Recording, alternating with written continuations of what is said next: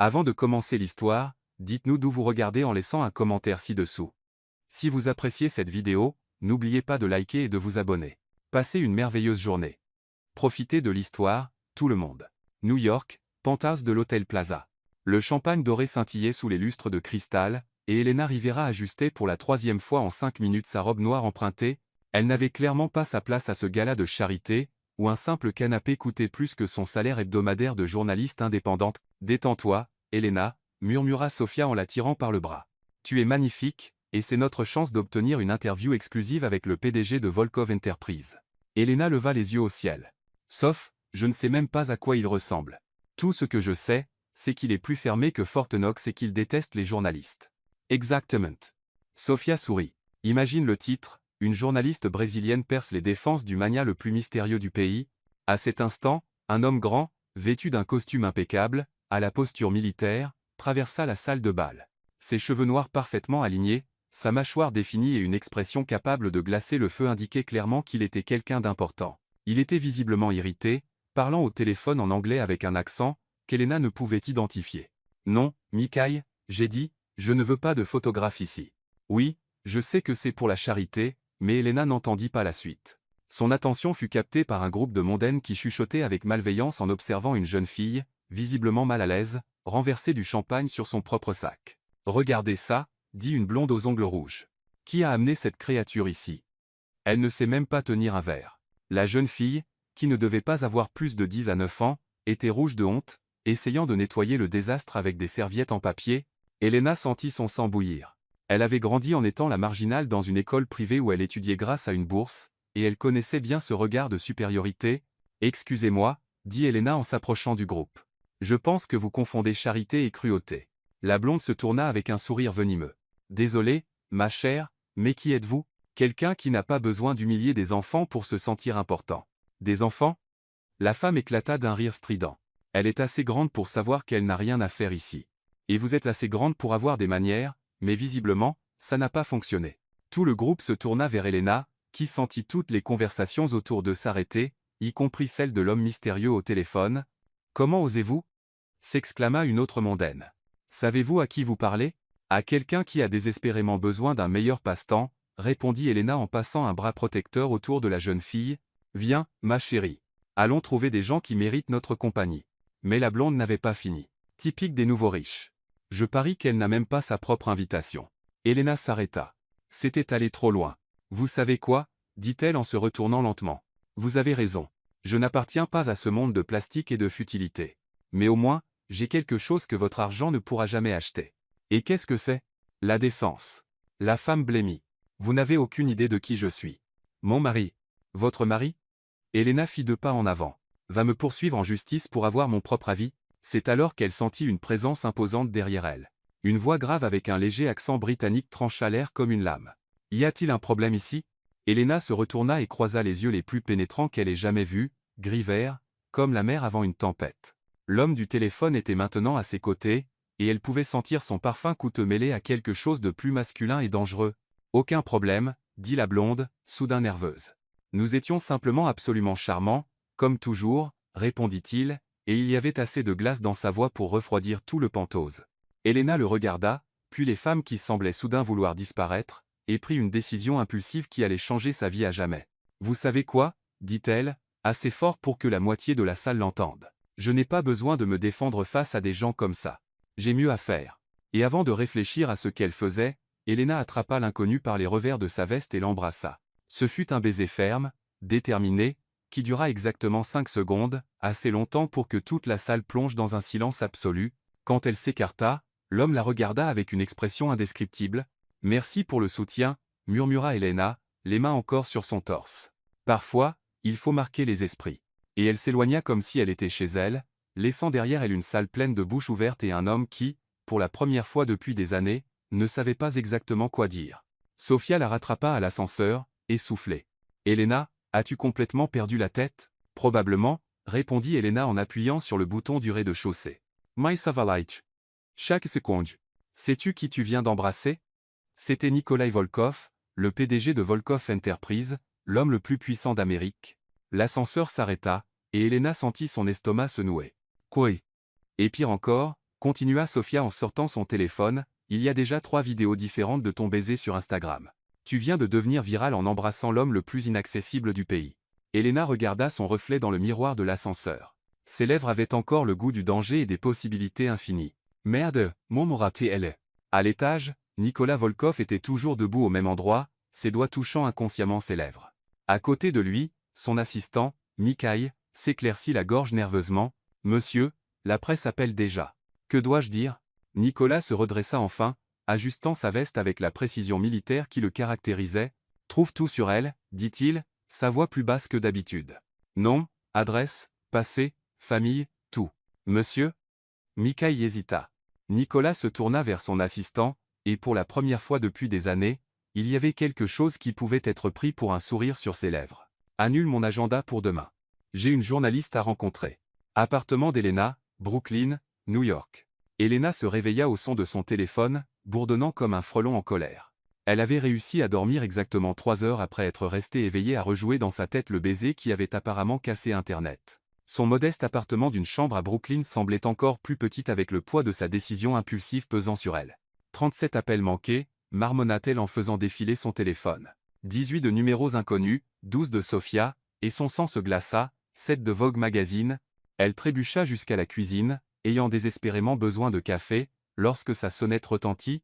À travers le Judas, elle vit un homme en costume coûteux tenant un énorme bouquet d'orchidées blanches. Elena Rivera? Sa voix était nette, professionnelle, avec un léger accent d'Europe de l'Est. « Ça dépend de qui demande, » répondit-elle sans ouvrir la porte. « Je suis Mikhaïl Ivanov, représentant M. Nikolai Volkov. Il souhaiterait organiser une rencontre. » La tasse de café d'Elena glissa de ses doigts et se brisa sur le sol. « Une rencontre? À sa convenance la plus immédiate, c'est-à-dire maintenant. » « Maintenant? Il est 7 heures du matin. M. Volkov se lève tôt. Il attend en bas dans sa voiture. » Elena jeta un coup d'œil par la fenêtre et vit une Tesla noire élégante garée en bas, ses vitres teintées cachant son occupant. Sa voisine, Madame Liu, était déjà sur son escalier de secours, observant ouvertement tout en arrosant ses plantes. « Dites-lui que je ne suis pas habillé pour des réunions. » Il l'avait anticipé. Il y a une sélection de tenues appropriées dans la voiture. Elena Klingnaes Dieu. Pardon, quoi? Taille 8, c'est correct? M. Volkov est très minutieux. Comment sait-il ma? Elena s'arrêta. Laissez tomber. Je ne veux pas savoir. 20 minutes plus tard. Elena se retrouva à l'arrière de la voiture la plus luxueuse qu'elle ait jamais vue, portant une robe bleu marine parfaitement ajustée qui coûtait probablement plus cher que son loyer mensuel. Nicolas était assis en face d'elle, semblant tout droit sorti d'une couverture de magazine, totalement indifférent à l'heure matinale. « Bonjour, mademoiselle Rivera, » dit-il, sa voix aussi douce qu'un whisky vieilli. « J'espère que vous avez bien dormi. » Comme un bébé, mentit Elena, serrant son sac. « Vous savez, le genre qui pleure toutes les heures. » Une ombre de sourire passa sur ses lèvres. « L'honnêteté. J'apprécie ça. Soupa. Alors, honnêtement, pourquoi suis-je ici? Allez-vous me poursuivre en justice? Me faire arrêter pour atteinte à la pudeur? Vous poursuivre? » Nikolai se pencha légèrement en avant, et Elena sentit à nouveau son parfum. « Mademoiselle Rivera, ce baiser était l'interaction humaine la plus authentique que j'ai eue depuis des années. » Elena le fixa. « Vous plaisantez. Je ne plaisante pas avec les affaires. Et ceci est une affaire. Tout est affaire. » Il lui tendit une tablette. « Voici les gros titres de ce matin. » Les yeux d'Elena s'écarquillèrent en parcourant les articles de presse. Une femme mystérieuse embrasse le PDG milliardaire lors d'un gala de charité, le baiser qui a cassé Internet. Qui est Elena Rivera? Les actions de Volkov Enterprise augmentent de 3% après la romance publique du PDG. Mon Dieu! Murmura Elena. J'ai fait grimper vos actions. Apparemment, le marché trouve l'idée que j'ai une vie personnelle attrayante. Mais vous n'avez pas vraiment de vie personnelle. La mâchoire de Nikolai se crispa presque imperceptiblement. Non, en effet.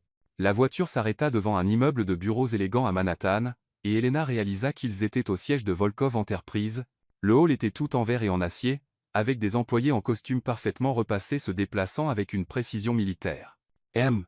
Volkov, Mikhaïl apparut au coude de Nikolai alors qu'il sortait de l'ascenseur au 47e étage. Votre rendez-vous de 8 heures est là. Et Madame Martinez des Relations publiques doit vous parler d'urgence de la situation. Annulez le rendez-vous de 8 heures et dites à Isabella que je m'occuperai moi-même de la situation avec les relations publiques. Mikhaïl jeta un regard nerveux à Elena. Monsieur, peut-être devrions-nous discuter. Mikhaïl. La voix de Nikolai descendit à une température capable de geler du champagne. J'ai dit que je m'en occupais. Elena observa cet échange avec une inquiétude croissante. Elle avait vu assez de dynamique de travail pour reconnaître quand quelqu'un marchait sur des œufs autour de son patron. Le bureau de Nikolai était un monument au succès et à l'isolement. Des fenêtres du sol au plafond offraient une vue imprenable sur Central Park, mais l'espace semblait froid, clinique, pas de photos personnelles, pas de couleurs chaudes, rien qui suggère qu'un être humain travaillait réellement ici. Bel endroit, dit Elena en posant son sac sur le bureau en verre. Très stérile. Je préfère efficace. C'est pareil, en réalité. Elle se tourna pour lui faire face. Écoutez, M. Volko. Nikolai. Nicolas, je pense qu'il y a un malentendu. Je ne cherche rien de votre part. Je ne veux pas d'argent. Je ne veux pas de célébrité. Et je ne veux certainement pas être votre petit ami. Bien, dit-il en se dirigeant vers une machine à café sophistiquée pour se servir, parce que je n'offre aucune de ces choses. Elena se sentit étrangement blessée par sa franchise. Alors, que voulez-vous? Je veux que vous soyez ma petite amie. Je viens de dire que je ne voulais pas attendre, quoi? Nikolai se tourna vers elle, son expression indéchiffrable. Pas réellement. Publiquement. J'ai besoin que vous fassiez semblant d'être ma petite amie pendant les 3 prochains mois. Elena s'assit, lourdement sur la chaise en face de son bureau. Êtes-vous faux? Complètement sain d'esprit et tout à fait sérieux. Il s'assit en face d'elle, posant un contrat sur le bureau entre eux. Mon conseil d'administration me presse de me poser. Il pense que cela serait bon pour l'image de l'entreprise, me rendrait plus accessible. Et au lieu de sortir vraiment avec quelqu'un, vous voulez engager une fausse petite amie? Je n'ai pas le temps pour de vraies relations. Elles sont désordonnées, compliquées et finalement décevantes. Waouh, dit Elena en feuilletant le contrat. Vous savez vraiment comment charmer une fille. Je n'essaie pas de vous charmer. Je vous propose un arrangement mutuellement bénéfique. Elena lut la clause de rémunération et manqua de s'étouffer. C'est plus d'argent que ce que je gagne en 2 ans. 3 mois, Manalaise rivera. Quelques apparitions publiques, quelques publications soigneusement orchestrées sur les réseaux sociaux, et vous aurez assez d'argent pour poursuivre vos rêves journalistiques sans vous soucier du loyer. Et vous, qu'obtenez-vous de cela? Une petite amie qui n'essaiera pas de me changer, qui n'exigera pas d'intimité émotionnelle, et qui ne sera pas dévastée quand ce sera fini. Elena le fixa à travers le bureau. Il y avait quelque chose de presque vulnérable dans sa manière de le dire, malgré son ton pragmatique. Vous ne croyez vraiment pas en l'amour, n'est-ce pas? Je crois au résultat. L'amour n'est qu'une chimie cérébrale conçue pour assurer la survie de l'espèce. C'est la chose la plus déprimante que j'ai jamais entendue. C'est réaliste. Elena se leva, marchant vers la fenêtre. Le soleil matinal frappait le parc, et elle pouvait voir des couples joguer ensemble, des familles nourrir les canards, des gens vivre de vraie vie. Et si je dis non? Alors vous partez, et nous faisons tous les deux comme si hier soir n'avait jamais eu lieu. Et si je dis oui? Alors vous devenez la femme la plus chanceuse de New York. Du moins, c'est ce que tout le monde pensera. Elena se retourna vers lui. Il y a quelque chose que vous ne me dites pas. Le masque de Nicolas glissa un instant, et elle vit quelque chose de brut et soigneusement caché dans ses yeux. Il y a beaucoup de choses que je ne vous dis pas. Comme le fait que mon père est mourant, et qu'il a clairement indiqué que la seule façon dont j'hériterai du contrôle de l'entreprise est de prouver que je peux maintenir une relation stable. L'expression d'Elena s'adoucit. Je suis désolé pour votre père. Ne le soyez pas.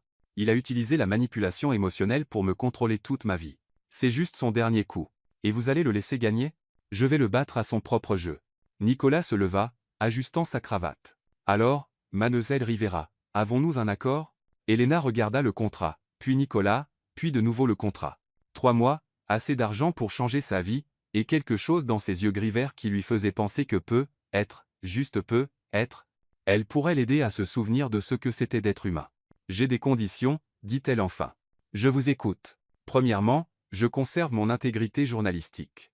Je n'écrirai pas d'articles flatteurs sur vous ou votre entreprise. D'accord? Deuxièmement, personne ne doit savoir que c'est faux. Pas même nos familles. Surtout pas nos familles. Troisièmement, Elena prit une profonde inspiration. Si à un moment donné cela commence à sembler trop réel, nous partons. Sans poser de questions. Nicolas tendit la main. Marché conclu. Quand leurs mains se touchèrent, Elena ressentit la même étincelle électrique que la veille. À la dilatation légère des pupilles de Nicolas, elle sut qu'il l'avait ressenti aussi. Une dernière chose, dit-elle, sans lâcher sa main. Que se passe-t-il si nous commençons vraiment à nous apprécier? Le sourire de Nicolas était tranchant comme une lame. Alors nous aurons des problèmes bien plus grands que votre contrat de fausse petite amie. Une semaine plus tard, restaurant Le Bernardin, Manhattan. Elena fixait son reflet dans le miroir des toilettes pour dame de l'un des restaurants les plus exclusifs de New York, se demandant comment sa vie était devenue si surréaliste en seulement 7 jours. La robe vert émeraude choisie par la styliste de Nicolas lui allait parfaitement, mais elle avait l'impression de jouer à se déguiser dans la vie de quelqu'un d'autre. Tu peux le faire, se murmura-t-elle. Ce n'est qu'un dîner avec des caméras et l'homme le plus intimidant que tu aies jamais rencontré. Qui te paie pour faire semblant de l'aimer? Son téléphone vibra avec un message de Sophia. Phil, tu es encore en tendance sur Twitter. Power Couple est le hashtag numéro 1. Qu'as-tu fait à cet homme? Qu'avait-elle fait, en effet?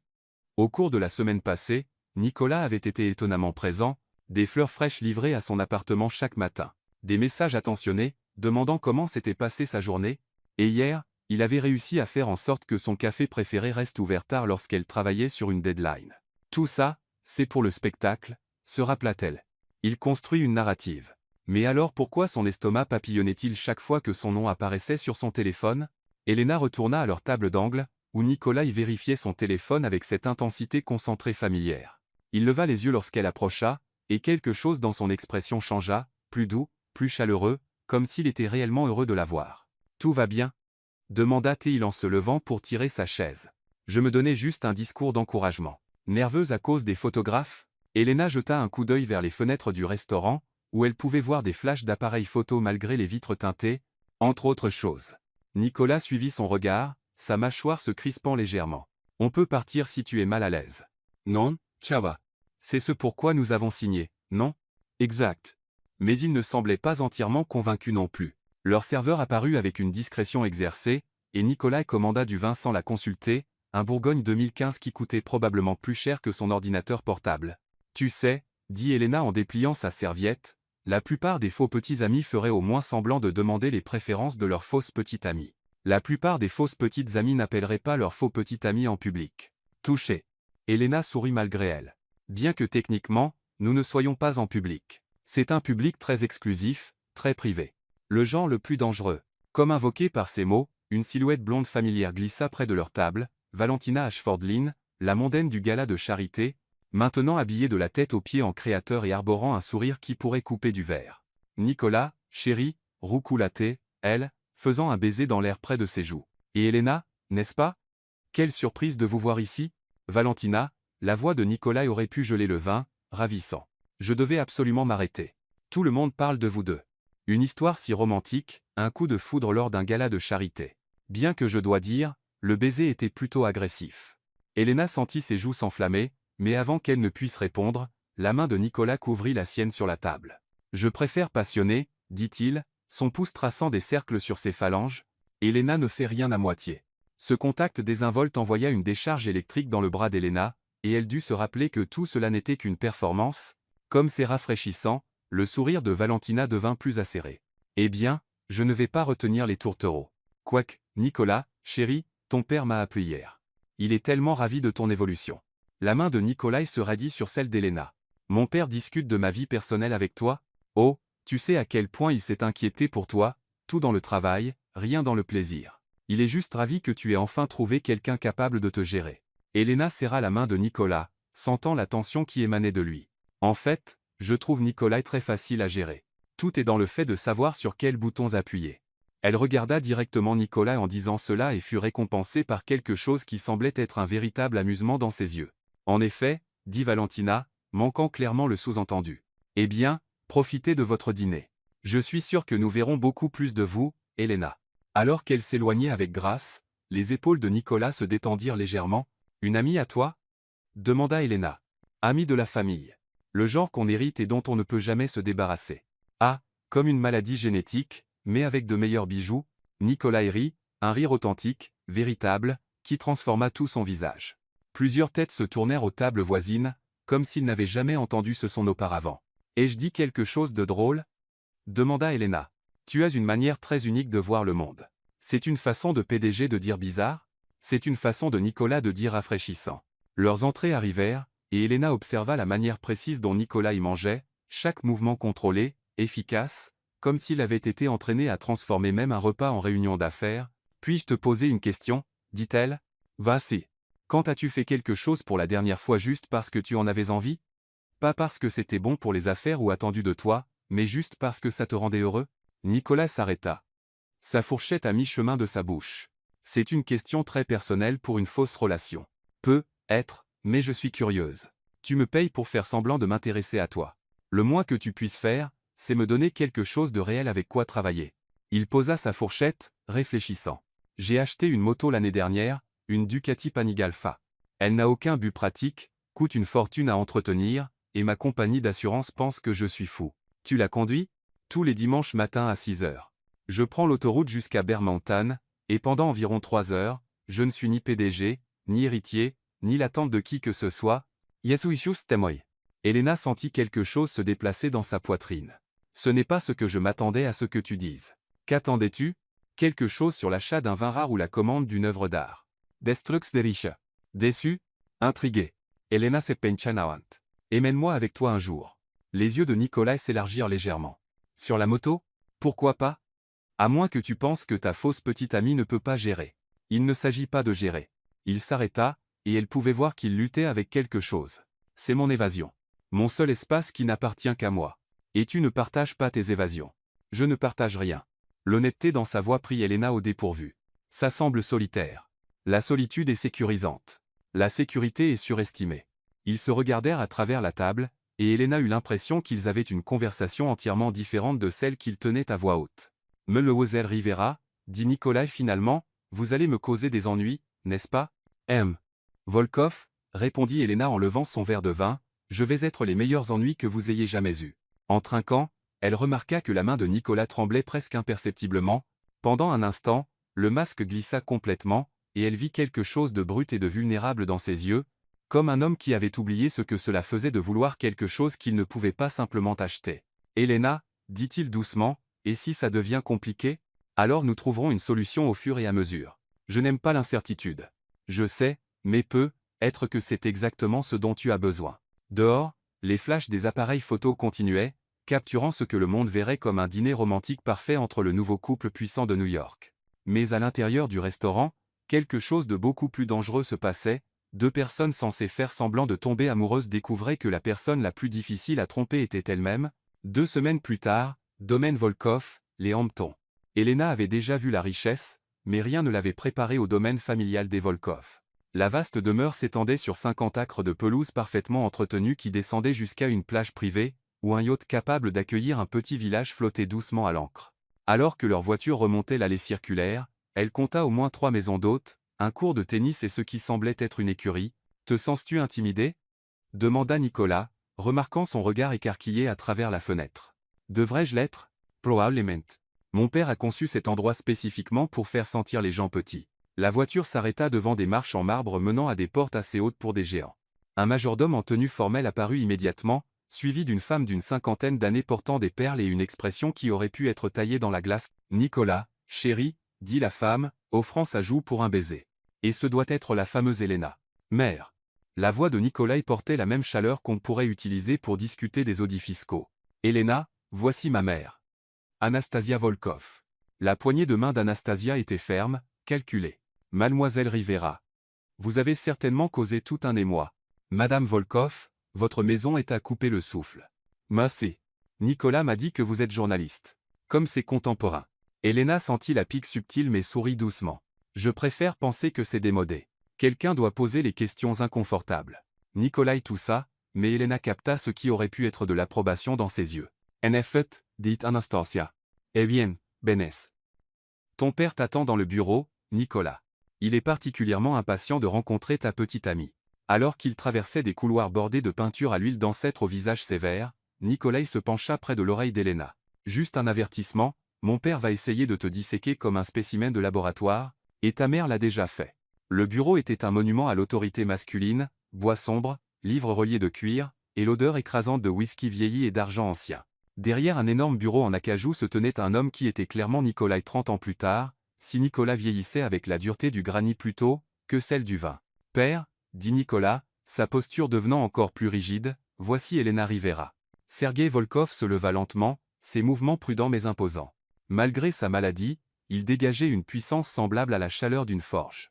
Sa poignée de main était étonnamment forte, ses yeux gris, si semblables à ceux de Nicolas, perçants et évaluateurs. Mademoiselle Rivera. Donc vous êtes la femme qui a enfin capturé l'attention de mon fils. Je ne suis pas sûr que capturer soit le bon mot. Volkov. C'était plutôt une collision mutuelle. Le rire de Sergueï était sec comme des feuilles d'automne. Honnête, Jaraimecha. Asseyez-vous, tous les deux. Nous avons beaucoup à discuter. Elena s'installa sur le bord d'une chaise en cuir qui coûtait probablement plus cher que sa voiture, tandis que Nikolai restait debout derrière elle, un geste protecteur qui n'échappa pas à son père. « Parlez-moi de vous, mademoiselle Rivera. Nikolai a été étonnamment discret sur votre passé. Il n'y a pas beaucoup de mystère. Monsieur, je suis une journaliste indépendante de Brooklyn. J'écris sur les questions sociales, parfois j'embarrasse des gens puissants en leur posant des questions directes, et une fois, j'ai été arrêté pour avoir manifesté devant une usine qui déversait des produits chimiques dans l'Hudson. Arrêté ? La voix d'Anastasia portait une note d'horreur depuis l'endroit où elle s'était positionnée près de la fenêtre. Les charges ont été abandonnées, dit Elena joyeusement. Il s'est avéré que l'usine enfreignait effectivement la loi fédérale. C'est drôle comme ça marche. Sergei s'adossa à sa chaise, l'étudiant avec un nouvel intérêt. Et que pensez-vous des pratiques commerciales de mon fils ? Elena sentit Nikolai se tendre derrière elle. C'était clairement un test, mais elle n'était pas sûre de quoi. Je pense que Nikolai est brillant dans ce qu'il fait, mais je pense aussi qu'il utilise son travail pour éviter de gérer les aspects plus compliqués de la vie. Le silence dans la pièce était assourdissant.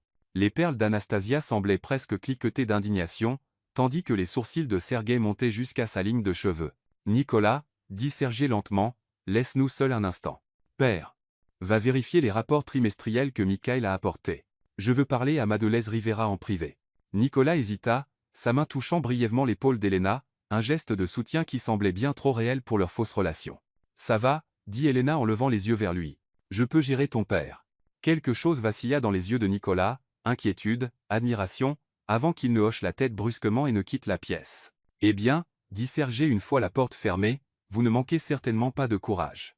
Est-ce de cela qu'il s'agit ? Du courage ? Impartier. » Sergei se versa un verre de whisky d'une carafe en cristal. « Dites-moi, mademoiselle Rivera, que voyez-vous quand vous regardez mon fils ? » Elena réfléchit soigneusement à la question. « Je vois quelqu'un qui a oublié comment faire confiance à qui que ce soit, y compris à lui-même. Je vois quelqu'un qui a construit des murs si hauts qu'il ne se souvient plus de la vue qu'il avait avant de les bâtir. Et vous pensez pouvoir le changer ? Je pense qu'il peut se changer lui-même s'il décide qu'il le veut. » Sergei hocha lentement la tête. « Mon fils a été fiancé 2 fois. Le saviez-vous ? L'estomac d'Elena Senoa.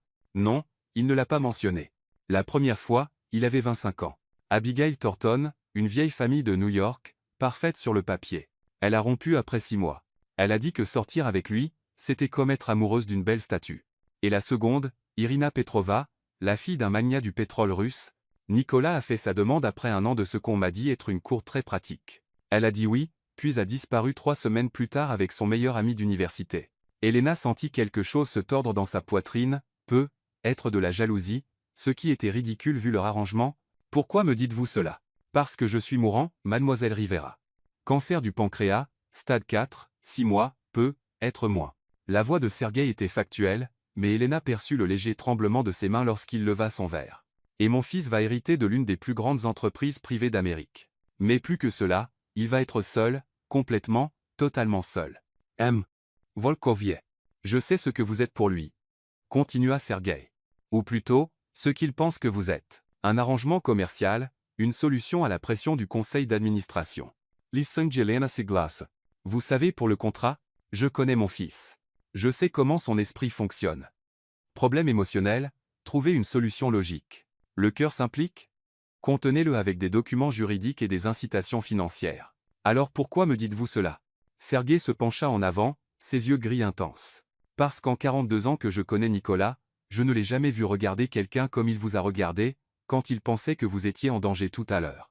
Et plus important encore, je ne l'ai jamais vu permettre à quiconque de me parler comme vous venez de le faire sans mettre fin immédiatement à la relation. Être qu'il est juste poli. Nicolas n'est jamais poli au détriment du contrôle. Jamais. Sergei termina son whisky. Quoi que vous fassiez à lui, mademoiselle Rivera, continuez. Parce que pour la première fois depuis qu'il a 12 ans, mon fils agit comme un être humain plutôt qu'une machine. » Avant qu'Elena ne puisse répondre, la porte s'ouvrit, et Nicolas revint, Mikhail à ses côtés, portant un dossier épais. « Père, la réunion du conseil a été avancée à mercredi, » dit Nicolas, mais ses yeux étaient sur Elena. « Tout va bien ? » « Parfaitement bien, » dit Sergei. « Mademoiselle Rivera et moi faisions juste connaissance. Je l'aime, Nikolai. Elle a du cran. » « Oui, » dit Nikolai doucement, « c'est vrai. » Le reste de la visite passa dans un flou de conversation familiale soigneusement orchestrée, mais Elena ne pouvait se débarrasser de ce que Sergei lui avait dit. Alors qu'il rentrait en ville, Nicolas était inhabituellement silencieux. « Ton père est mourant ?» dit Elena finalement. Les mains de Nicolas se crispèrent sur le volant. Il te l'a dit. Pourquoi ne l'as-tu pas fait? Parce que ce n'était pas pertinent pour notre arrangement. Pas pertinent? Elena se tourna sur son siège pour lui faire face. Nicolas, ton père est mourant, et il utilise ton héritage pour te manipuler dans une relation. Comment cela pourrait-il ne pas être pertinent? Parce que je vais le battre à son propre jeu de toute façon. En faisant semblant de m'aimer? En prouvant que tu peux maintenir une relation stable assez longtemps pour satisfaire les exigences du conseil? Elena fixa son profil, notant la raideur de sa mâchoire, les jointures blanches serrant le volant. Et si tu n'avais pas à faire semblant? Et si tu pouvais vraiment avoir une vraie relation? Et si quelqu'un pouvait vraiment se soucier de toi sans vouloir te changer ou t'utiliser? Nikolai resta silencieux si longtemps qu'Elena pensa qu'il ne répondrait pas. Quand il parla enfin, sa voix était à peine plus qu'un murmure. Alors je trouverais probablement un moyen de tout gâcher. Ils firent le reste du trajet en silence. Mais quand ils arrivèrent à l'immeuble d'Elena, Nikolai ne partit pas immédiatement. Elena, dit-il alors qu'elle ouvrait la portière. Oui? Demain, c'est dimanche. Je le sais. Je pars pour Bermontin à 6 heures du matin. Le cœur d'Elena fit un bond. Est-ce que tu m'invites? Je te demande si tu veux toujours venir. Pourquoi? Nikolai la regarda enfin, et la vulnérabilité dans ses yeux la déstabilisa presque. Parce que être qu'il est temps que j'apprenne à partager mon évasion avec quelqu'un d'autre. Le lendemain matin, Elena se tenait devant son immeuble à 5,50, portant un jean et une veste en cuir empruntés à Sofia, se demandant si elle avait perdu la tête. Le bruit d'un moteur de moto grondant dans sa rue répondit définitivement à cette question. Nicolas s'arrêta sur une machine qui semblait avoir été conçue par des anges et construite par des démons. Il portait du cuir noir et un casque, et Elena dut se rappeler de respirer. « Tu es venu ?» dit-il en retirant son casque. « J'ai dit que je viendrais. Je n'étais pas sûr que tu le pensais. Je ne dis pas des choses que je ne pense pas. » Il lui tendit un casque et l'aida à monter sur la moto derrière lui. « Accroche-toi fort, dit-il. Et ne lâche pas. » Alors qu'il quittait Brooklyn en rugissant pour rejoindre l'autoroute, Elena enroula ses bras autour de la taille de Nicolas et pressa son visage contre son dos. Elle pouvait sentir son cœur battre à travers le cuir, régulier et fort. La ville défila autour d'eux alors qu'ils grimpaient vers les montagnes, et pour la première fois depuis qu'elle l'avait rencontré, elle sentit Nicolas vraiment se détendre. À Bermonten, ils s'assirent sur un affleurement rocheux surplombant la vallée de l'Hudson, partageant du café d'un thermos et regardant le soleil monter plus haut dans le ciel. « C'est magnifique, dit Elena. C'est le seul endroit où je peux réfléchir clairement. À quoi y penses-tu ici? » Nikolai resta silencieux un long moment. Dernièrement, à toi. Elena se tourna pour le regarder. Nicolas, je sais que ça n'était pas censé arriver. Tu n'étais pas censé compter. Mais je compte. Oui, et ça me terrifie plus que tout ce que ton père ou le conseil pourrait jamais faire. Elena tendit la main vers la sienne, et cette fois, quand leurs doigts s'entrelacèrent, cela n'avait rien à voir avec les caméras, les contrats ou la perception publique. Et si on arrêtait de faire semblant? Dit-elle doucement. Et si on n'avait plus à simuler ça? Nikolai regarda leurs mains jointes, puis son visage. Et si je te disais que je tombe amoureux de toi depuis le moment où tu es sorti de cet ascenseur après m'avoir embrassé? Je dirais que tu as 3 semaines de retard sur moi. Quand il l'embrassa cette fois, il n'y avait ni caméra, ni public, ni objectifs commerciaux, il n'y avait que Nicolas et Elena et la possibilité que parfois, les collisions les plus inattendues créent les destinations les plus belles. Mais aucun d'eux ne remarqua l'objectif à longue portée caché dans les arbres en contrebas, capturant chaque moment intime pour les gros titres de demain. Lundi matin, siège de Volkov Enterprise. Elena se réveilla lundi matin avec le goût de l'air des montagnes encore sur ses lèvres et le souvenir des mains de Nikolai dans ses cheveux. Pendant exactement 37 secondes, elle se permit de flotter dans la bulle béate de leur percée à Bermonten. Puis son téléphone commença à sonner. « Ellie, où es-tu » La voix de Sofia était tendue par la panique. « Chez moi. Pourquoi ? Quelle heure est-il ? Il est 7 heures du matin, et tu dois aller à un kiosque à journaux maintenant. » Un froid s'installa dans l'estomac d'Elena. « Sauf, qu'est-ce qui ne va pas ? Va juste à un kiosque et appelle être Nikolai d'abord. » Elena enfila des vêtements et se précipita au bodega du coin, le cœur battant.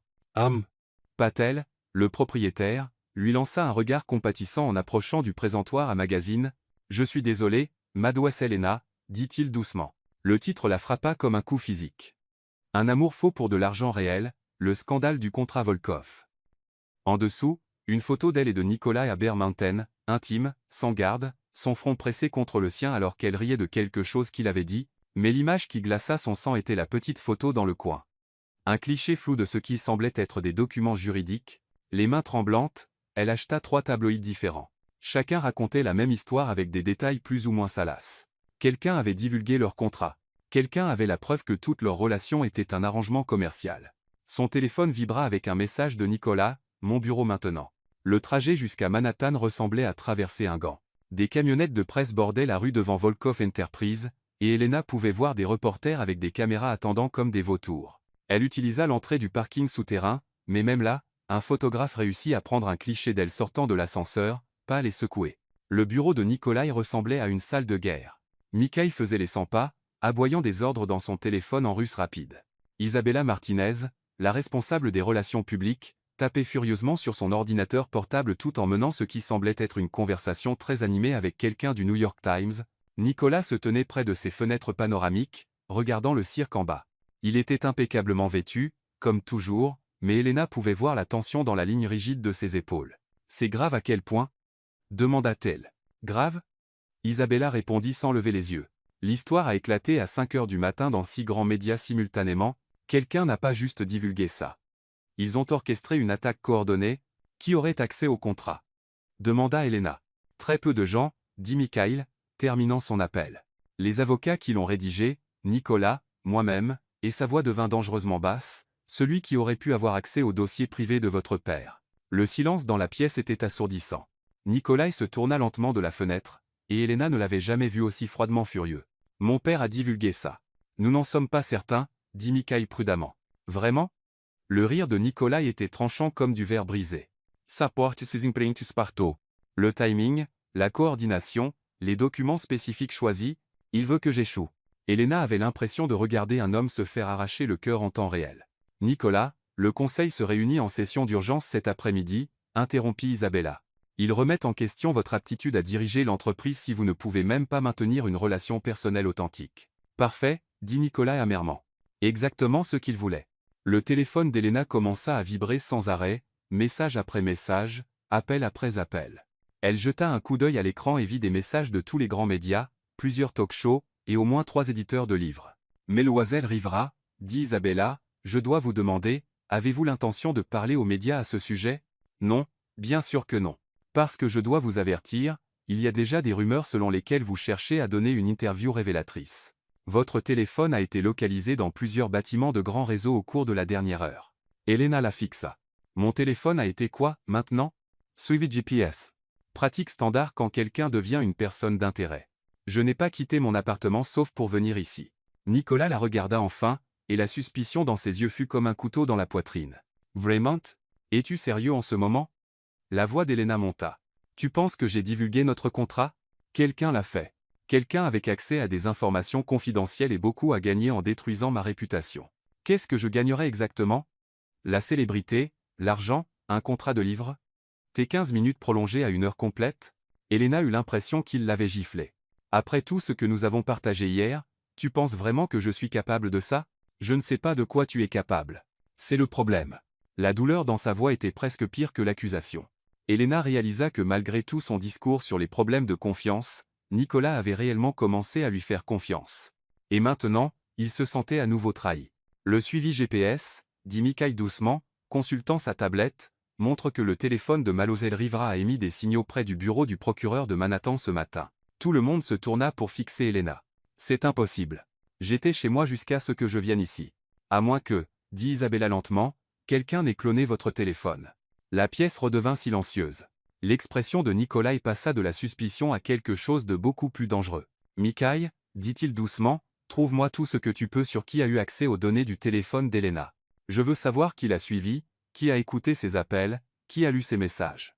Monsieur, ce niveau de surveillance nécessiterait des ressources considérables, fais-le. » Alors qu'Isabella rassemblait ses affaires, elle dit, « Je dois préparer la réunion du conseil. Nicolas, quoi que vous décidiez de faire à propos de cette situation, vous devez décider vite. » L'histoire se propage de manière exponentielle.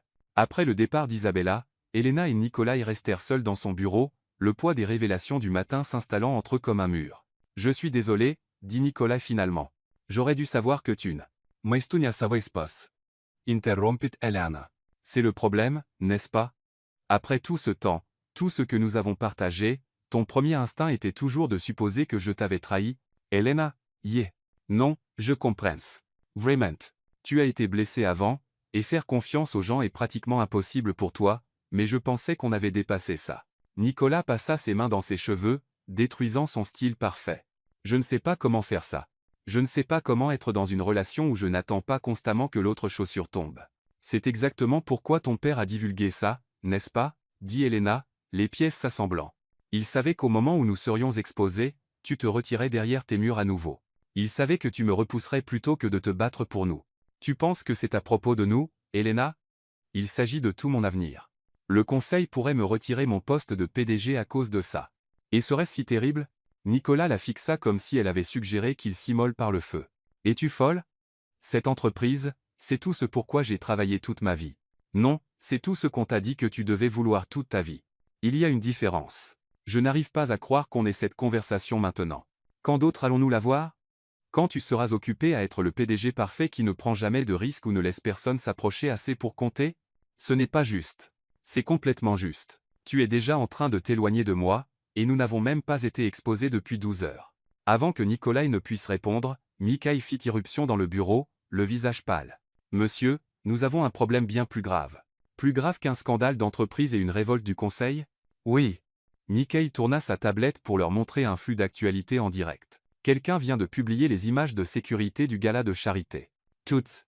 Sur l'écran, Elena se vit embrasser Nikolai pour ce qui semblait être la 1000e fois. Mais ces images étaient différentes. Elles montraient toute la séquence des événements, y compris la confrontation avec les mondaines, l'approche de Nikolai, et, le plus dommageable de tout, le moment juste après le baiser où l'expression de Nikolai montrait clairement qu'il était aussi surpris que tout le monde. La narrative change, continua Mikhail. Au lieu de milliardaire engage une fausse petite amie, ça devient femme innocente, manipule un milliardaire en deuil. Il vous peigne comme une croqueuse de diamants qui a tout orchestré, Mademoiselle Rivera. Elena s'enfonça dans une chaise, l'ampleur de l'attaque devenant claire. Ce n'est pas juste pour détruire la réputation de Nicolas. Quelqu'un veut aussi détruire la mienne. Mais qui bénéficierait de cela? Demanda Nikolai. Quelqu'un qui veut s'assurer que nous perdions tous les deux, dit Elena doucement. Quelqu'un qui bénéficie de garder Nicolas isolé et seul. Le téléphone de Mikhail sonna, et il répondit avec un brusque da. Son visage devint encore plus pâle en écoutant. Monsieur, dit-il en raccrochant, votre mère est en bas. Elle demande une réunion immédiate. Ma mère ne vient jamais au bureau. Elle le fait aujourd'hui. Anastasia Volkov entra dans le bureau comme une reine inspectant un champ de bataille. Elle était parfaitement coiffée, parfaitement habillée, et parfaitement composée, tout ce que Nicolas essayait toujours d'être, et tout ce dont Elena ne s'était jamais souciée. Nicolas, chéri, dit-elle en embrassant sa joue. Mellele Rivera. L'acknowledgement était glacial. Mère, si tu es ici pour te réjouir. Je suis ici parce que ton père a des douleurs thoraciques et demande à te voir, Nikolai Serrai dit. C'est grave? Assez grave pour que les médecins veuillent le transférer en soins intensifs, mais il refuse d'y aller tant qu'il n'aura pas parlé à vous deux. Elena sentit le sang se retirer de son visage. Nous deux? Il a spécifiquement requis la présence de Mademoiselle Rivera. Quelque chose à propos d'une affaire inachevée. Nicolas attrapait déjà sa veste. Nous devons y aller maintenant. Nicolas, dit Elena doucement, peut être que je devrais rester ici. Gérer les médias. Te laisser gérer ta famille. Non. Sa voix était ferme. Nous sommes dans le même bateau. Peu importe ce que mon père a fait, quel jeu il joue, nous l'affrontons ensemble. Alors qu'il se précipitait vers l'ascenseur, Elena attrapa la main de Nicolas. Sommes-nous ensemble? Je veux dire. Nicolas s'arrêta, regardant leurs doigts entrelacés. Autour d'eux, le bureau bourdonnait d'une énergie de crise, téléphone sonnant, gens criant, le chaos contrôlé d'une vie qui implose. Je ne sais pas comment faire ça, dit-il doucement. Je ne sais pas comment te faire entièrement confiance. Je ne sais pas comment arrêter d'attendre que tu partes. Et je ne sais certainement pas comment te choisir au détriment de tout ce que j'ai construit. Tu n'as pas besoin de savoir comment, dit Elena. Tu dois juste vouloir essayer. Et si je ne suis pas assez courageuse, alors tu devras trouver un moyen de le devenir, parce que je tombe amoureuse de toi, Nikolai Volkov, pas de ton argent, pas de ton entreprise, pas de ton image publique parfaite. Toi, l'homme qui achète des motos parce qu'elles le rendent libre. L'homme qui prétend être fait de glace mais fond quand quelqu'un lui montre une véritable gentillesse. Les yeux de Nicolas scrutèrent son visage, comme s'il le mémorisait. Si nous faisons ça, si nous essayons vraiment et que ça ne marche pas, alors nous aurons essayé. C'est plus que ce que la plupart des gens peuvent dire. Les portes de l'ascenseur s'ouvrirent, et ils entrèrent ensemble. Alors que les étages défilaient, Elena réalisa qu'ils ne descendaient pas seulement au parking. Ils s'engageaient dans ce qui viendrait ensuite, ensemble ou pas du tout. Mais d'abord, ils devaient affronter Sergei Volkov une dernière fois. Et Elena avait le pressentiment que cette conversation allait tout changer. Nicolas, dit-elle alors qu'ils atteignaient le garage, il y a quelque chose que je dois te dire à propos de ma conversation avec ton père hier. À propos du quoi? Il sait pour nous. Les vrais nous. Il a toujours su que nos sentiments étaient réels. Nikolai s'arrêta de marcher. Quoi? Il a divulgué le contrat pour nous forcer à être dans cette situation exacte. Il voulait voir si tu choisirais la voie facile, ton entreprise, ton héritage, ta vie sûre et contrôlée, ou si tu choisirais la voie compliquée, désordonnée, magnifique d'être vraiment amoureux. Tu dis que tout ça est un test? Je dis que ton père est mourant, et il veut s'assurer que quand il sera parti, tu ne seras pas seul, même si cela signifie brûler tout ce que tu penses vouloir pour y arriver. Nicolas la fixa un long moment, digérant cette révélation. Puis, de manière inattendue, il commença à rire. Il nous manipule encore maintenant. Oui. En utilisant sa propre mort comme levier émotionnel. Oui. En nous faisant choisir entre l'amour et la sécurité. Oui. Nicolas prit son visage entre ses mains. Alors donnons-lui ce qu'il veut. Choisissons l'amour et voyons ce qui se passe. Alors qu'il roulait vers l'hôpital, aucun d'eux ne remarqua la berline noire qui suivait 3 voitures derrière ou le photographe sur le siège passager capturant chaque moment de leur réconciliation. Hôpital New York Presbyterian, aile privée. L'aile privée de l'hôpital sentait le désinfectant coûteux et les conversations chuchotées. Elena avait déjà été dans des hôpitaux, mais jamais dans un où la salle d'attente avait des œuvres d'art originales et des orchidées fraîches, où le personnel se déplaçait avec le calme révérencieux réservé à la royauté ou aux mourants. Le couloir s'étendait à l'infini devant eux, bordé de portes derrière lesquelles d'autres familles riches affrontaient leurs propres drames privés, leur propre mortalité, leur propre confrontation avec la vérité. Sergei Volkov était allongé contre des oreillers blancs immaculés, paraissant plus petit que dans le souvenir d'Elena, mais non moins redoutable. Des machines bipaient doucement autour de lui, surveillant un cœur qui avait orchestré une dernière manipulation élaborée, même s'il se préparait à cesser de battre. Sa peau avait pris la pâleur cireuse des traits malades, mais ses yeux restaient perçants, calculateurs, ne manquant rien. Ah, dit-il alors qu'ils entraient, sa voix plus rauque qu'au domaine, mais portant toujours cette autorité indéniable, mon fils et sa belle complice. Benes, Assediesbo, nous avons beaucoup à discuter, et comme vous pouvez le voir, le temps n'est pas de notre côté. Nicolas resta debout, sa posture rigide de colère à peine contenue. Ses mains étaient serrées sur ses côtés, et Elena pouvait voir un muscle tressauté dans sa mâchoire. Ça en valait la peine, père? Détruire tout ce que j'ai construit pour ton expérience sociale tordue? Tout ce que tu as construit. Le rire de Sergei se transforma en une toux qui secoua tout son corps. Anastasia se précipita immédiatement à ses côtés, offrant de l'eau qu'il repoussa avec impatience. Fils, tu n'as rien construit. Tu as hérité d'un trône et tu t'y es assis parfaitement, en sécurité, seul. Ce n'est pas construire. C'est exister. Le conseil veut me destituer. Le cours de l'action a chuté de 12% depuis ce matin. Nos plus gros clients reconsidèrent leur contrat. Anderson Industries a retiré leur proposition de fusion. L'accord de Shanghai s'effondre. La voix de Nicolas devenait plus tendue à chaque révélation. 40 ans de réputation partis en un seul cycle de nouvelles. Et pourtant, te voilà, dit Sergei doucement, avec la femme que tu aimes, te battant pour quelque chose qui compte plus que les rapports de bénéfices trimestriels ou les propositions de fusion ou l'approbation de vieux messieurs en costume coûteux. Elena s'avança, incapable de rester silencieuse. Volkov, des gens sont blessés par ceci. Les employés de Nikolai ne méritent pas de perdre leur emploi à cause des jeux que vous jouez. L'entreprise survivra, interrompit Sergei, ses yeux gris intenses malgré son état affaibli. Elle a survécu à l'addiction aux jeux de mon père qui a presque fait faillite en 1953. Elle a survécu à l'implication mal avisée de mon grand-père dans le financement de la révolution russe. Elle a survécu à mes propres indiscrétions de jeunesse avec la politique radicale et des femmes inappropriées dans les années 1970. Elle survivra à un scandale de fausses relations.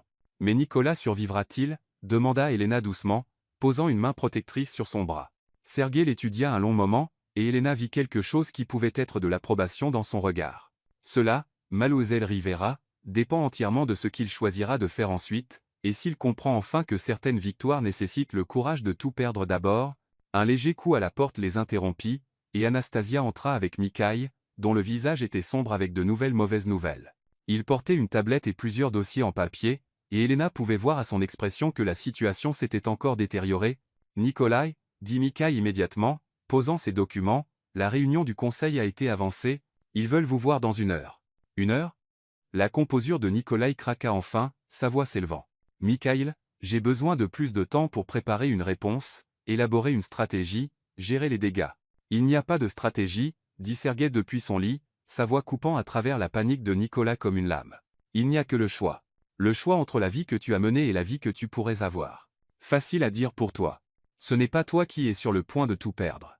Nikolai commença à faire les 100 pas, ses mouvements brusques et agités. Ce n'est pas toi dont l'œuvre de vie est sur le point d'être arrachée par un conseil d'administration qui pense que le bonheur personnel est un handicap. Ne le suis-je pas? La voix de Sergueï portait une note de tristesse authentique qui arrêta Nicolas en plein milieu de son pas. Je suis sur le point de perdre mon fils, être pour toujours, parce que j'ai passé 42 ans à lui enseigner que l'amour est une faiblesse et que la vulnérabilité est un échec, parce que je l'ai élevé à croire que la valeur d'un homme se mesure en cours d'action et en accord d'acquisition plutôt qu'en sa capacité à ouvrir son cœur à un autre être humain.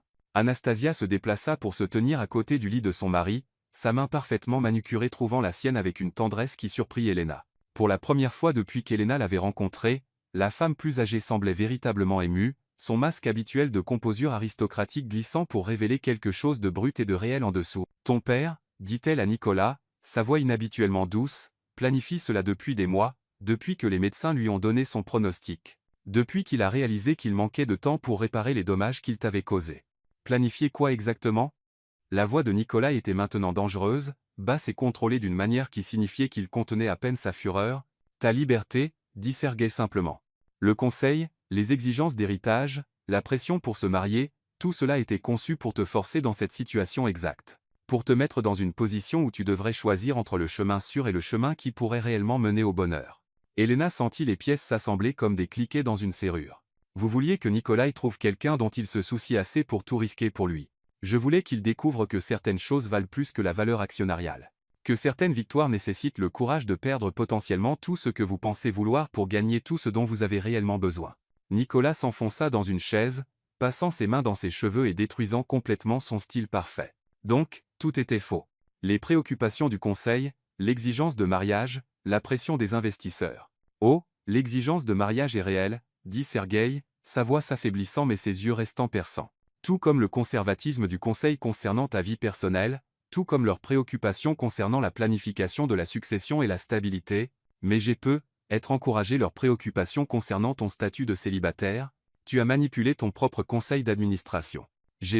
Être mentionné lors de plusieurs conversations informelles au cours de l'année passée qu'un homme incapable de maintenir une relation personnelle pourrait manquer de l'intelligence émotionnelle requise pour le leadership d'entreprise moderne.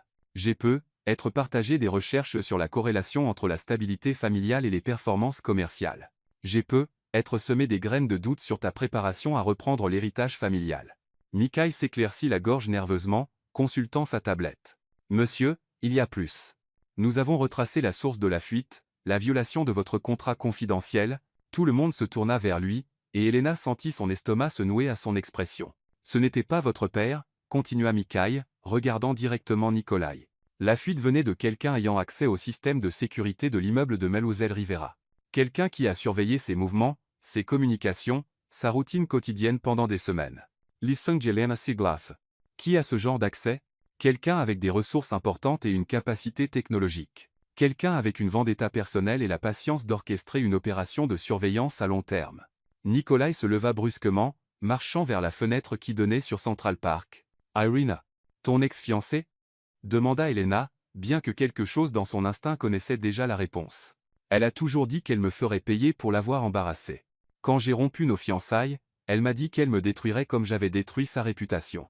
Je pensais qu'elle parlait socialement, professionnellement, des ragots méchants, être quelques coupes sociales stratégiques, je n'avais jamais imaginé.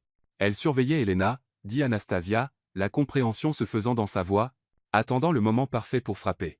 Rassemblant des informations, construisant un dossier, préparant un maximum de dégâts.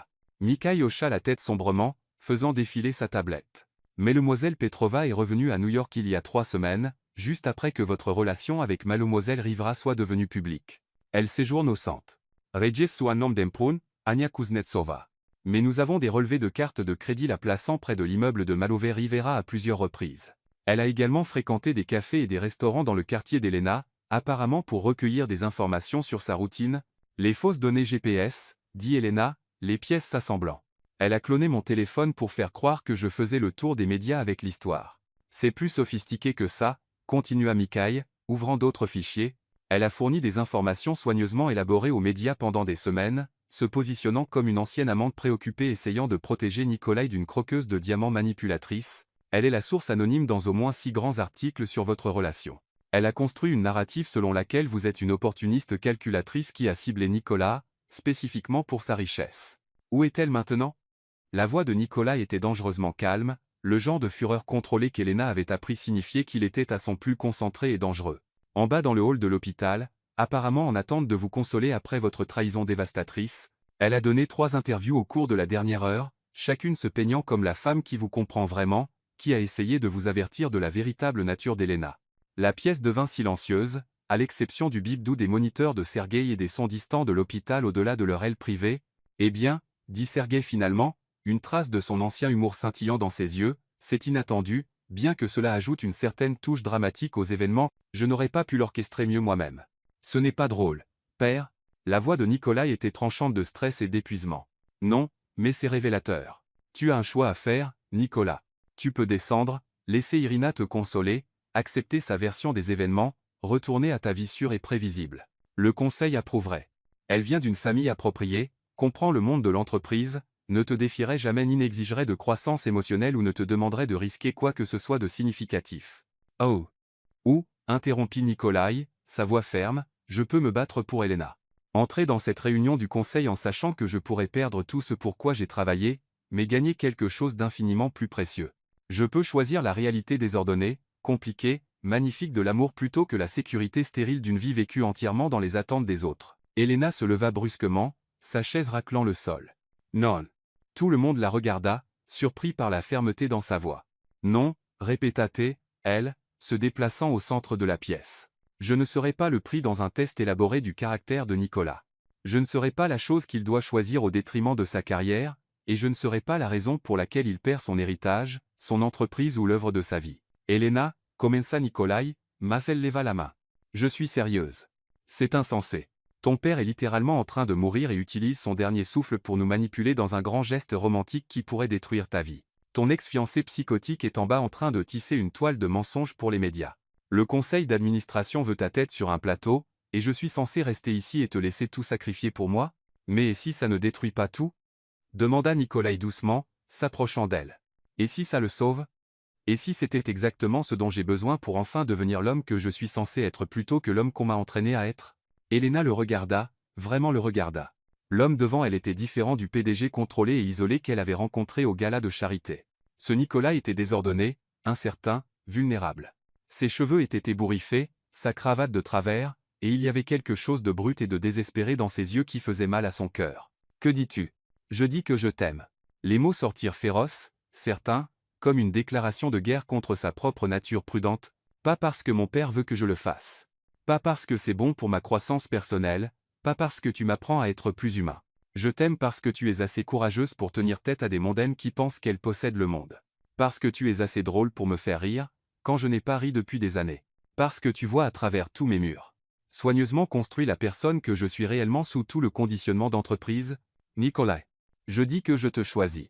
Entreprise, héritage, approbation du conseil, legs familial, rien de tout cela ne compte si je ne t'ai pas. Rien de tout cela n'a de sens si je vais juste passer le reste de ma vie à prétendre être quelqu'un que je ne suis pas, entouré de gens qui ne me connaissent pas vraiment ou ne se soucient pas de moi, au-delà de ce que je peux faire pour eux.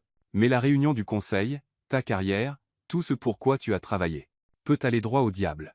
Le sourire de Nicolas était féroce, libre, plus authentique que n'importe quelle expression qu'elle avait vue de lui. Kills me destituent. Je créerai ma propre entreprise. J'écrirai des articles indépendants avec toi sur la corruption d'entreprise et la justice sociale. J'enseignerai l'éthique des affaires dans un collège communautaire. J'apprendrai à réparer des motos et ouvrirai un garage. Peu m'importe, tant que nous sommes ensemble.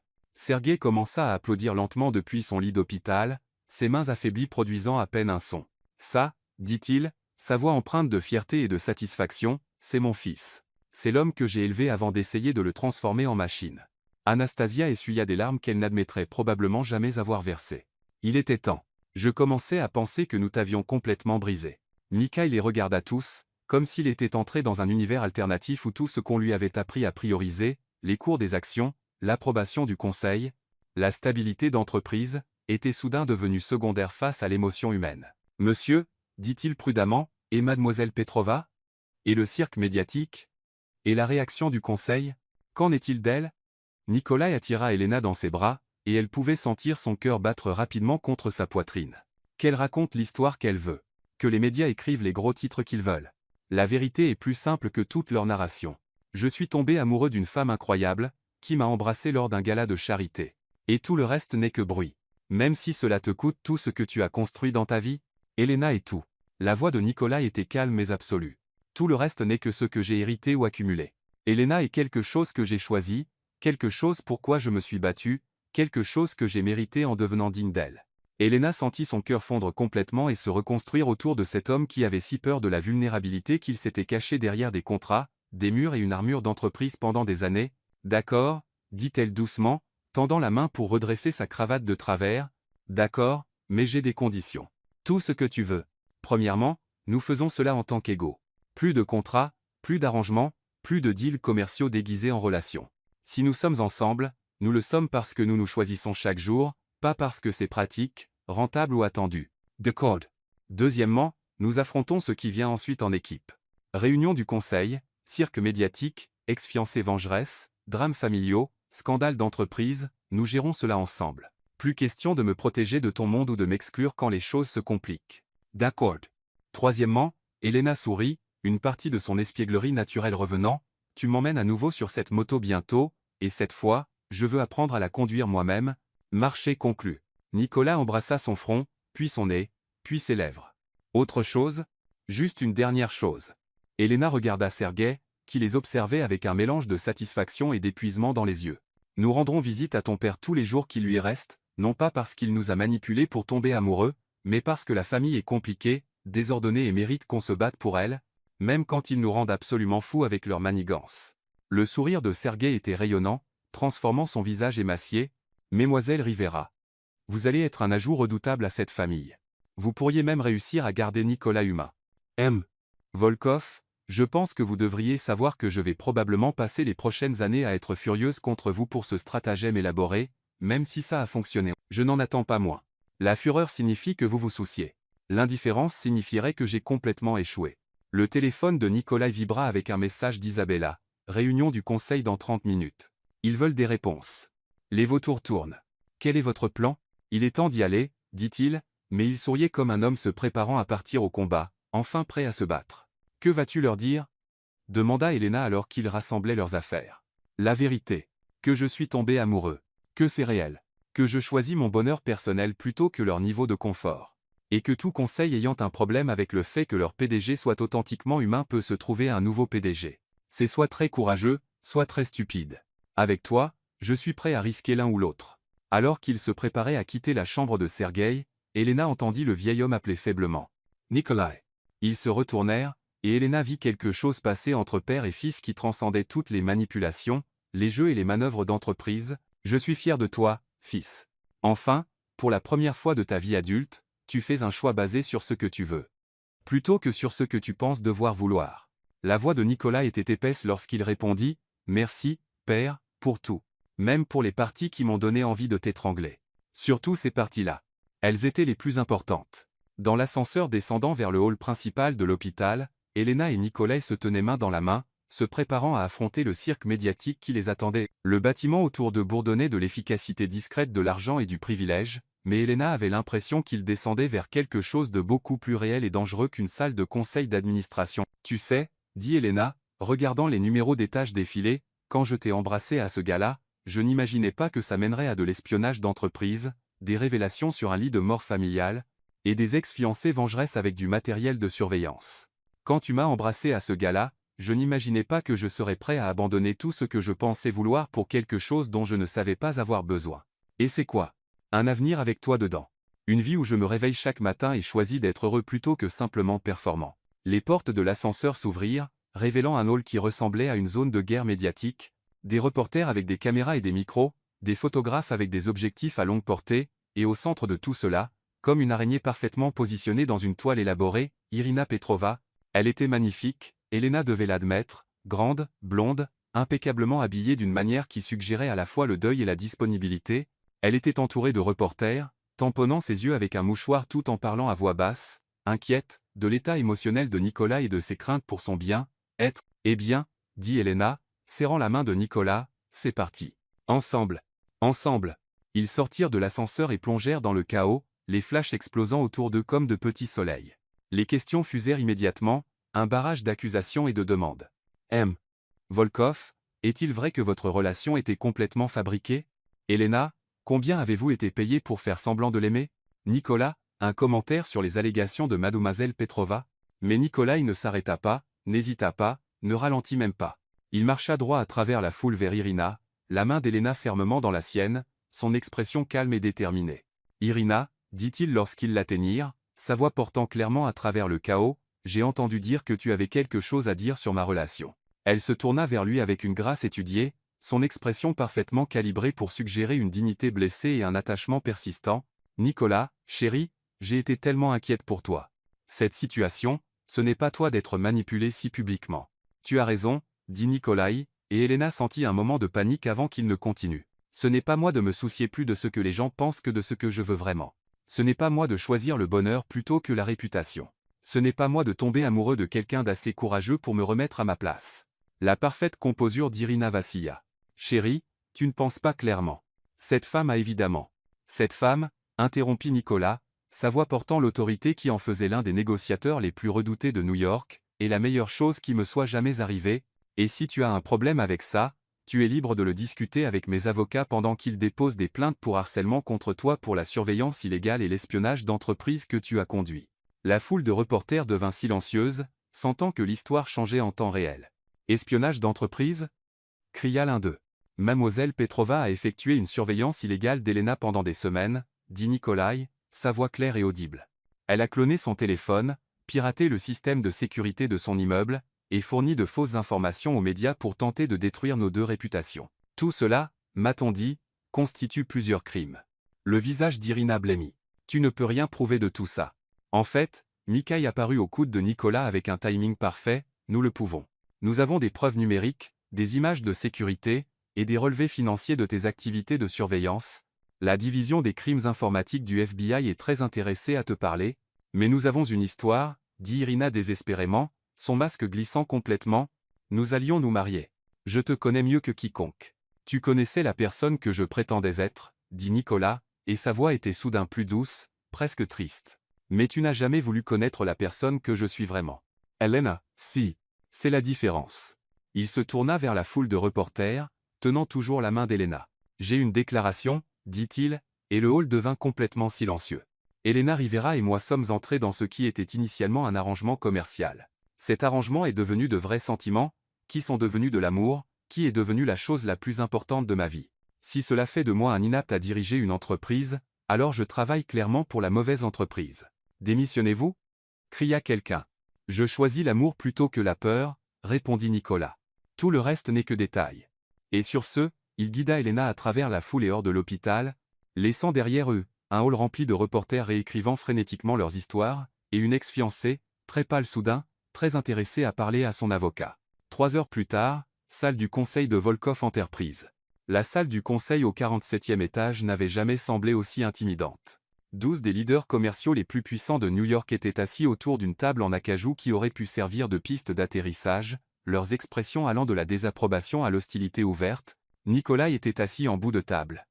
Elena à ses côtés, tous deux portant encore les vêtements qu'ils avaient enfilés ce matin avant que le monde n'explose autour d'eux. En face d'eux, les membres du conseil semblaient assister à un enterrement, ce qui, supposa Elena, était être le cas, l'enterrement de la carrière de Nicolas. Nikolai, dit Eleanor Whitmore, la présidente du conseil et une femme qui intimidait les PDG depuis avant la naissance de Nikolai, je pense que nous savons tous pourquoi nous sommes ici. Je suppose que c'est à propos de ma vie personnelle et de son impact imaginaire sur les performances de l'entreprise. Imaginaire? Frederick Young, le membre le plus ancien du conseil, se pencha en avant. Notre cours de l'action a chuté de 15% depuis ce matin. 3 de nos principaux clients ont exprimé des inquiétudes sur la stabilité et le leadership. La fusion de Singapour est en attente en attendant un examen plus approfondi de notre gouvernance d'entreprise. Et tout cela, dit Nicolas calmement, est basé sur la fausse narrative que ma relation avec Elena était une fraude élaborée conçue pour vous manipuler, vous et nos investisseurs. Ne l'était-elle pas? La voix d'Eleanor était tranchante. Ça a commencé comme un arrangement commercial, dit Elena, prenant la parole pour la première fois depuis leur entrée dans la salle. Nicolas avait besoin de satisfaire vos exigences pour une vie personnelle stable, et j'avais besoin de sécurité financière pour poursuivre ma carrière de journaliste. Mais les arrangements commerciaux n'impliquent généralement pas de tomber amoureux l'un de l'autre. Mais Mademoiselle Rivera, dit Frédéric, vous êtes à peine une partie objective dans cette discussion. Vous avez raison. Je suis complètement biaisé. Je suis amoureuse de votre PDG, et je pense qu'il est brillant dans ce qu'il fait. Mais je pense aussi que vous laissez tous votre inconfort face à l'authenticité émotionnelle obscurcir votre jugement sur ses capacités professionnelles.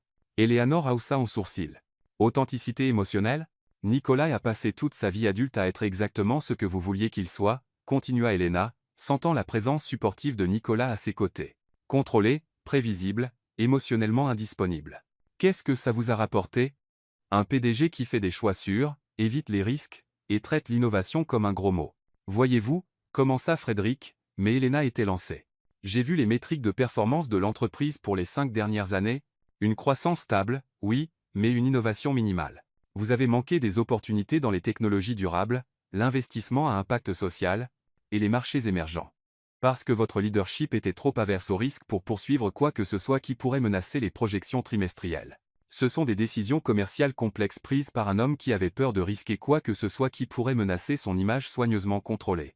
Mais le Nicolas qui est tombé amoureux de moi, celui qui est prêt à risquer son héritage pour quelque chose en quoi il croit, c'est l'homme qui pourrait réellement transformer cette entreprise en quelque chose de révolutionnaire. La salle resta silencieuse, les membres du conseil ne s'attendant clairement pas à une défense basée sur la croissance émotionnelle de Nicolas se traduisant en innovation commerciale. De plus, dit Nicolas, reprenant le fil d'Elena, j'aimerais proposer quelques changements à la direction stratégique de l'entreprise. Des changements que l'ancien moi n'aurait jamais eu le courage de suggérer. Il se leva et se dirigea vers l'écran de présentation, affichant un diaporama que Mikaï avait apparemment préparé, des partenariats technologiques durables avec des nations en développement. Un fonds de responsabilité sociale d'entreprise qui consacre 10% des profits à des causes environnementales et de justice sociale. Un programme de protection des lanceurs d'alerte pour les employés qui signalent des pratiques contraires à l'éthique et une restructuration complète de la composition de notre conseil pour inclure des membres de moins de 40 ans et au moins 50% de femmes. Eleanor s'adossa à sa chaise. Vous proposez de révolutionner toute l'entreprise. Je propose de la rendre pertinente pour les 50 prochaines années au lieu des 5 prochains trimestres. Et vous pensez que votre transformation personnelle vous qualifie pour mener de tels changements? Je pense que ma volonté de tout risquer pour ce en quoi je crois prouve que je suis enfin prêt à être le leader dont cette entreprise a besoin plutôt que le leader dont vous avez été satisfait. Frédéric remua ses papiers nerveusement. Nicolas, ce sont des propositions radicales. Les actionnaires aimeront le potentiel de croissance à long terme, interrompit Elena. J'ai fait mes recherches. Les entreprises avec des politiques environnementales et sociales solides surpassent les entreprises traditionnelles de 25% en moyenne sur des périodes de 10 ans. Vous avez fait des recherches, le ton d'Eleanor était sceptique. Je suis journaliste.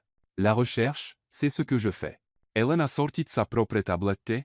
Voulez-vous voir les données sur la manière dont les entreprises dirigées par des leaders émotionnellement intelligents surpassent celles menées par des PDG purement analytiques?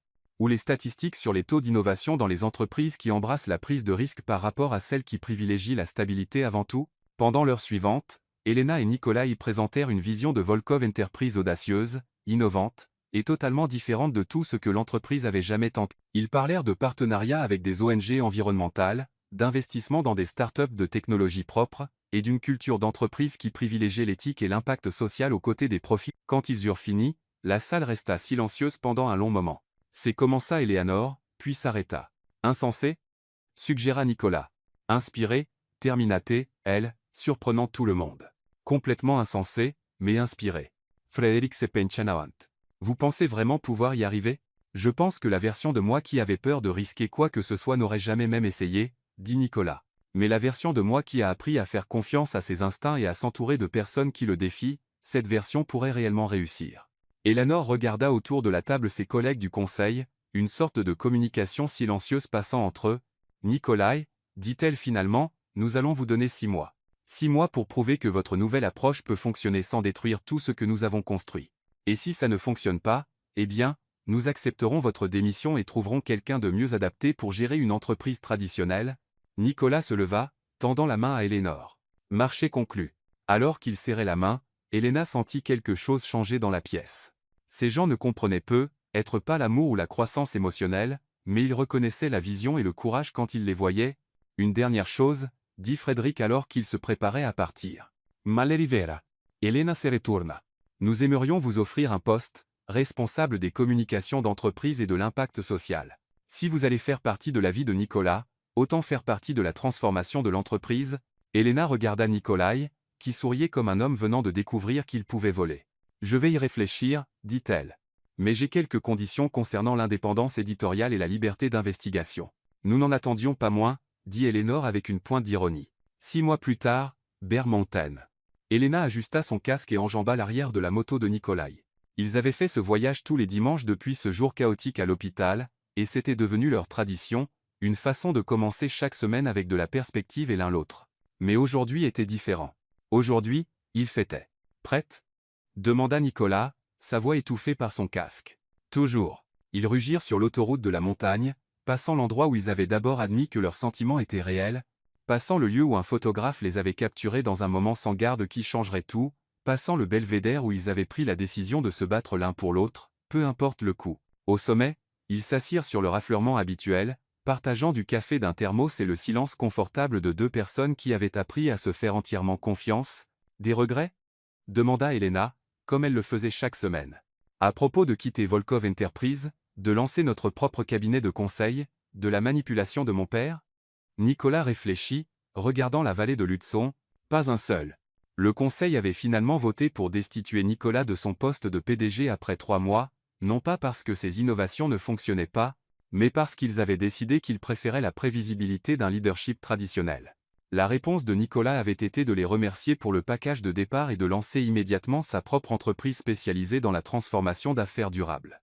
Elena l'avait rejoint, apportant ses compétences d'investigation et son expérience en justice sociale pour aider les entreprises à naviguer dans le monde complexe des pratiques commerciales éthiques. Leur premier client avait été une start-up d'énergie renouvelable ayant besoin d'aide pour scaler ses opérations. Leur 10e client avait été Volkov Enterprise, désormais en difficulté sous un leadership traditionnel et ayant désespérément besoin des approches innovantes qu'ils avaient rejetées. « J'ai quelque chose pour toi », dit Nicolas, sortant une petite boîte en velours de sa poche de veste. Le souffle d'Elena se coupa. « Nicolas, ce n'est pas ce que tu penses.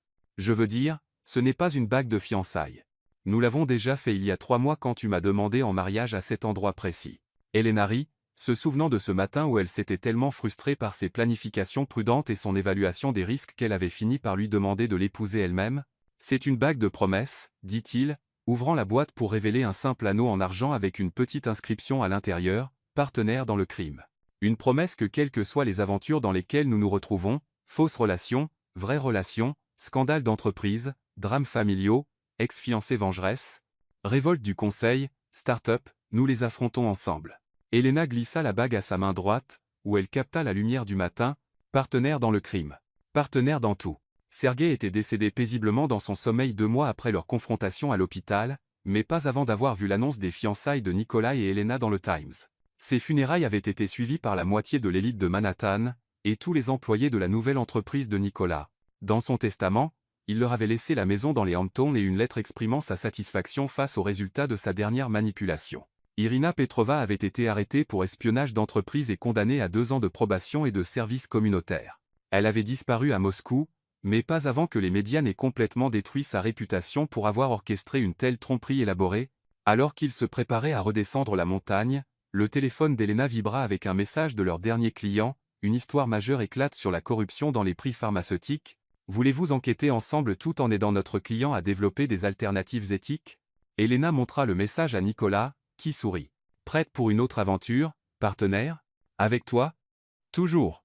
Ils remontèrent sur la moto et rugirent vers la ville, vers l'histoire qui attendait d'être découverte, vers leur petite, mais croissante entreprise qui prouvait lentement que les affaires pouvaient être à la fois rentables et éthiques, vers un avenir rempli de possibilités qu'ils étaient assez courageux pour explorer ensemble. Derrière eux, la montagne se dressait, éternelle et immuable, en témoin de la transformation de 2 personnes qui avaient appris que la chose la plus dangereuse que vous puissiez faire est d'ouvrir votre cœur à quelqu'un qui pourrait réellement le mériter.